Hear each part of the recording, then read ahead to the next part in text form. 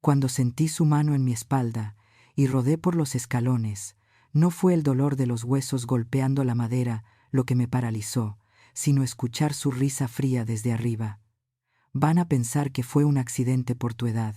El aire se me escapó de los pulmones, y un frío helado me recorrió la espina dorsal, mientras yacía en el suelo, incapaz de moverme.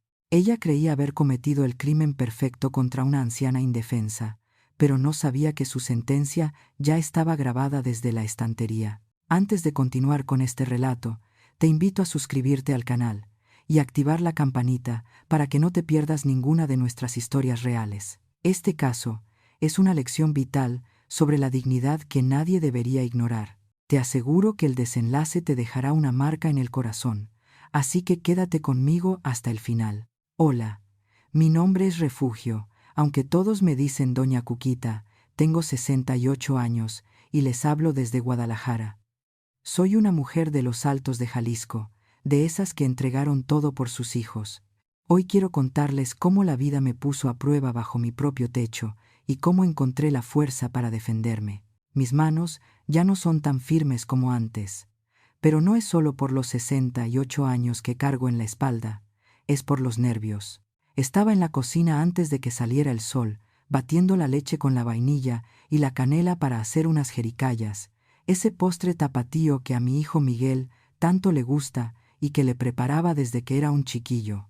Trataba de no hacer ni el más mínimo ruido, moviendo la cuchara de madera despacito, con miedo, como si fuera una ladrona robando un pan. Qué cosa tan triste sentirse una intrusa en la casa que una misma ayudó a comprar, ¿verdad? Porque aunque los papeles digan otra cosa, cada ladrillo de esta casa tiene un pedacito de mis ahorros de cuando vendí mis tierritas allá en los Altos. El aroma dulce y caliente de la canela empezó a llenar la cocina, y por un momento cerré los ojos y sentí un poquito de paz.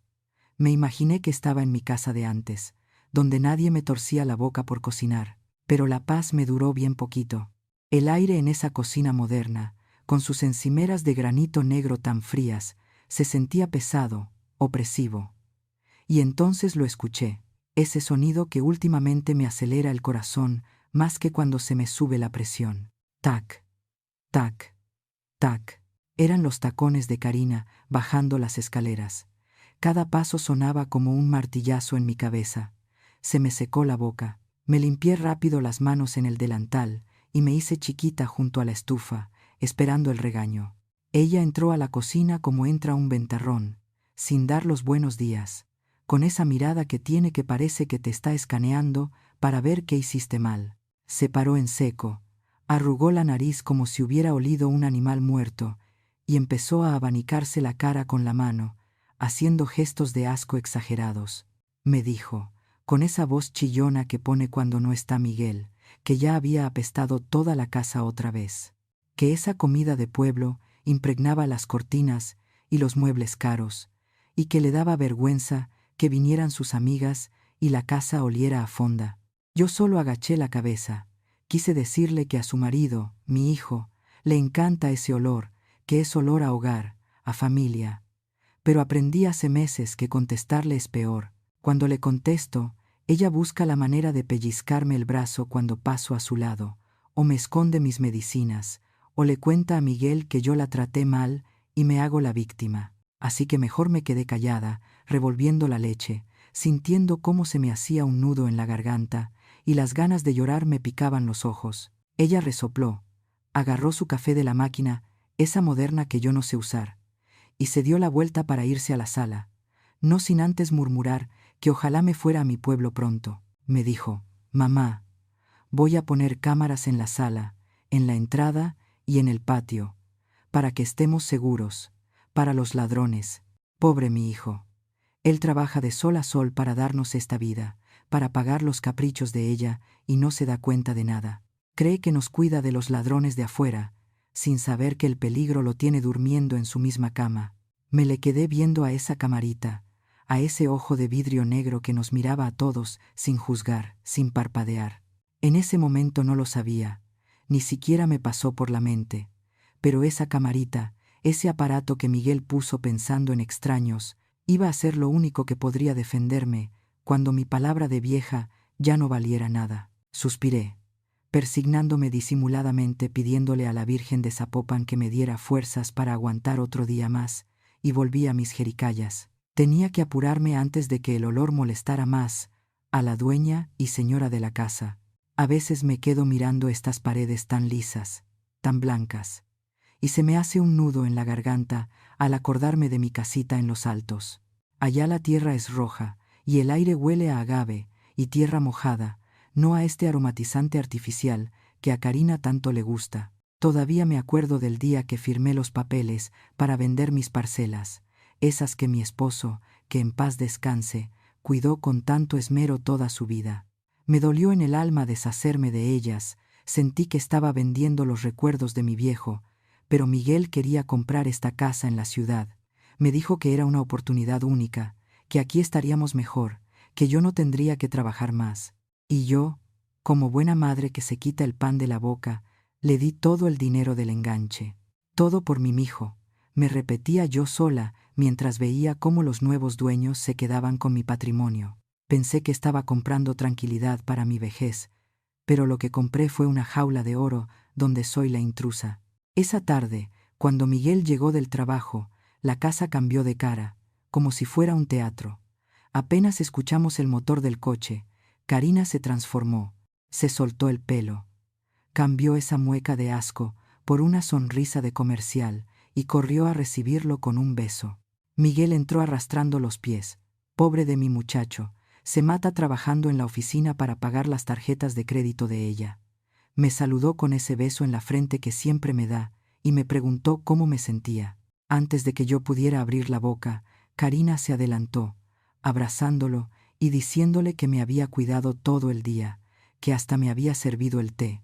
Miguel sonrió, creyéndose el cuento, feliz de ver que sus dos mujeres se llevaban bien. Pero él no vio lo que pasó un minuto después, cuando se volteó para colgar el saco. Karina pasó por mi lado y me dio un pellizco fuerte en el brazo, de esos que dejan moretón pero que no sangran. Y me susurró con odio que me quitara del camino, que estorbaba. Yo me aguanté el grito, me sobé el brazo en silencio, y me fui a mi cuarto para no causar problemas, pidiéndole a Dios que le abriera los ojos a mi hijo. Pero las cosas se pusieron peor. 2 días después, Miguel nos avisó que tenía que salir de viaje a Manzanillo por un asunto de la empresa, cosa de una noche, nada más. Desde que cerró la puerta con su maleta, sentí un frío que me recorrió la espalda. Karina ni siquiera disimuló. En cuanto el coche de Miguel dobló la esquina, le quitó el seguro a la puerta y se volteó a mirarme con unos ojos que no eran de gente buena. Yo traté de hacerme invisible, de ser útil. Me puse a juntar la ropa sucia para lavar, pensando que si me veía trabajando me dejaría en paz. Llené la canasta de mimbre, que ya me pesaba bastante por los años, y me dirigí a las escaleras para bajar al cuarto de lavado. Iba bajando despacito, agarrándome fuerte del pasamanos, porque mis rodillas ya no responden como antes. Iba a la mitad de la escalera cuando sentí una sombra arriba de mí.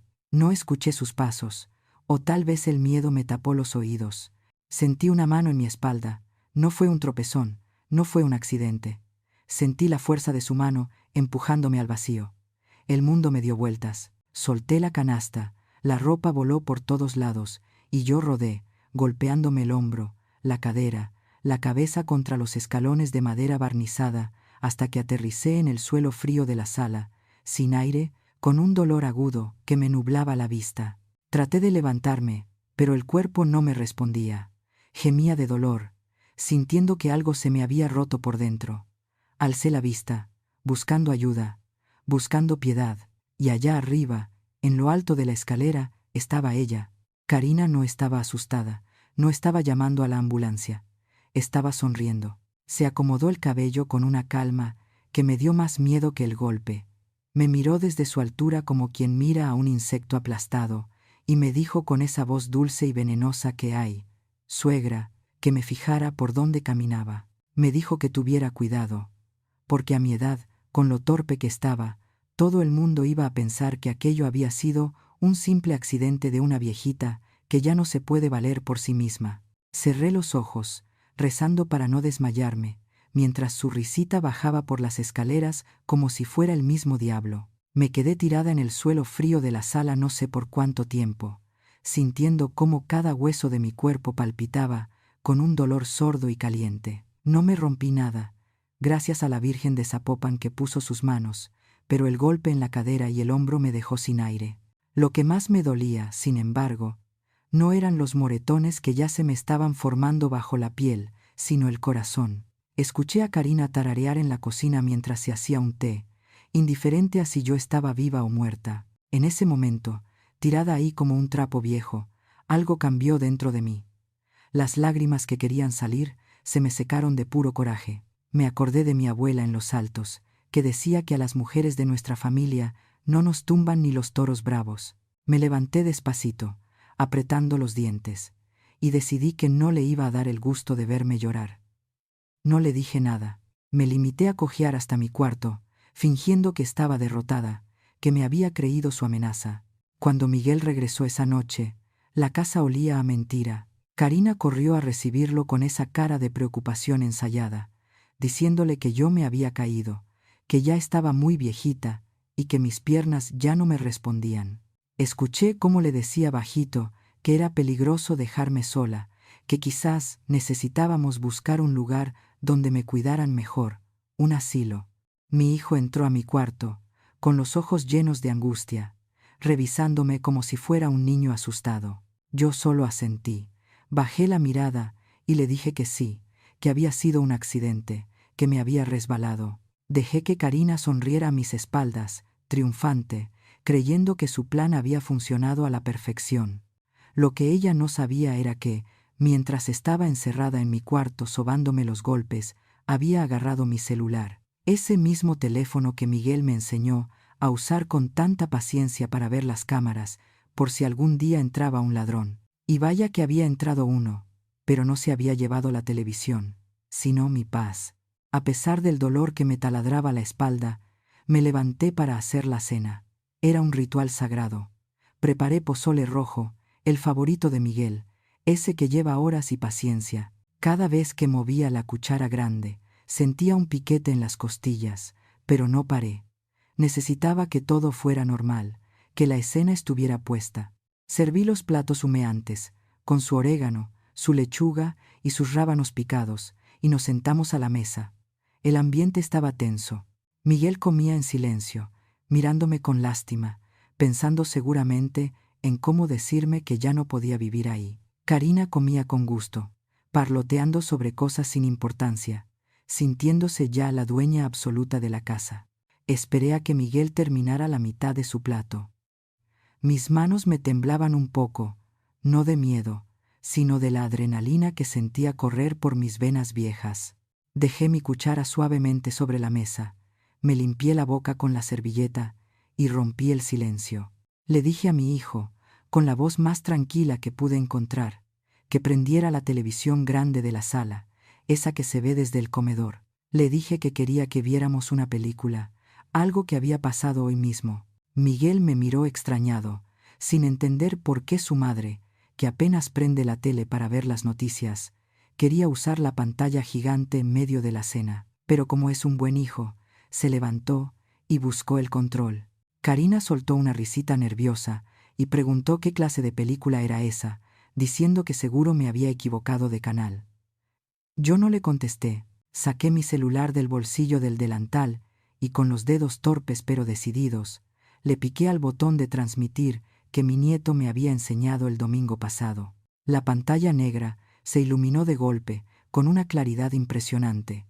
Ahí estábamos, en alta definición.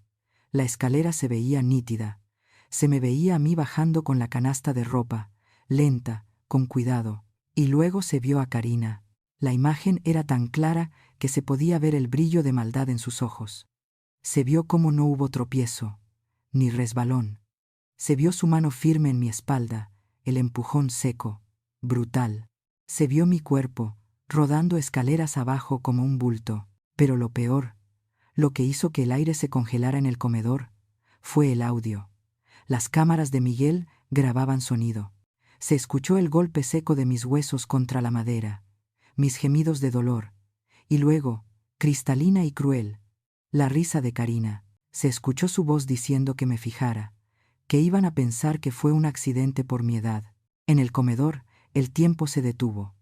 La cuchara de Miguel se le resbaló de la mano y cayó al plato con un estruendo que sonó como un disparo. Se quedó paralizado, con la boca medio abierta, mirando la pantalla como si estuviera viendo un fantasma.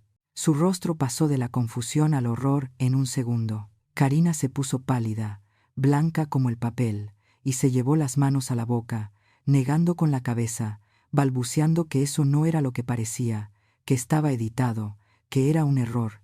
Yo no miré la pantalla, yo miré a mi hijo. No lloré. Ya había llorado suficiente por dentro. Me enderecé en mi silla, ignorando el dolor de mis costillas, y sostuve su mirada con toda la dignidad que me quedaba, con esa fuerza de las madres de los altos que aguantan sequías y tempestades. No tuve que decir ni una sola palabra más. El video seguía reproduciéndose en bucle, con esa risa macabra llenando la casa que ella creía suya, mientras la verdad caía sobre la mesa más pesada que cualquier sentencia. El silencio que siguió al video no duró más que unos segundos, pero se sintió eterno, como la calma antes de un huracán. De repente, Miguel explotó. No fue un grito lo que salió de su garganta, fue un rugido, un sonido animal cargado de un dolor tan profundo que hizo vibrar las ventanas de la casa.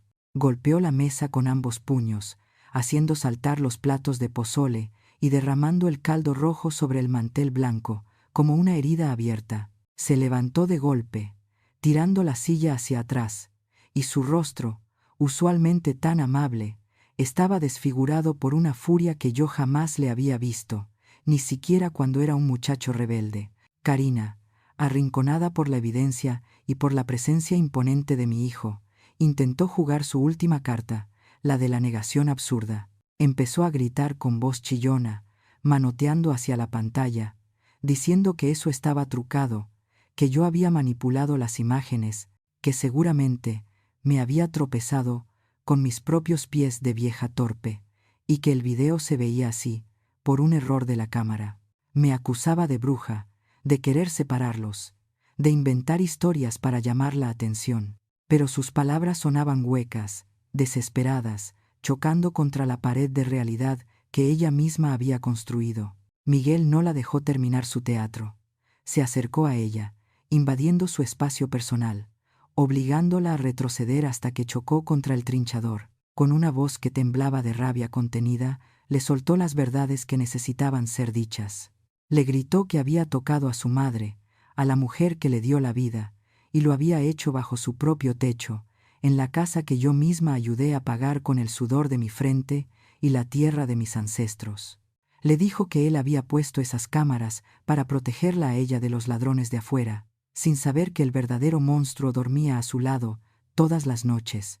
Al verse acorralada y sin salida, a Karina se le cayó la máscara de niña buena. Su rostro se transformó en una mueca de odio puro, esa misma que yo había visto en la escalera. Dejó de negar y empezó a atacar. Nos insultó a los dos con una vulgaridad que helaba la sangre. Me gritó que yo era un estorbo, una vieja inútil que olía a rancho, y que solo servía para quitarle espacio y aire.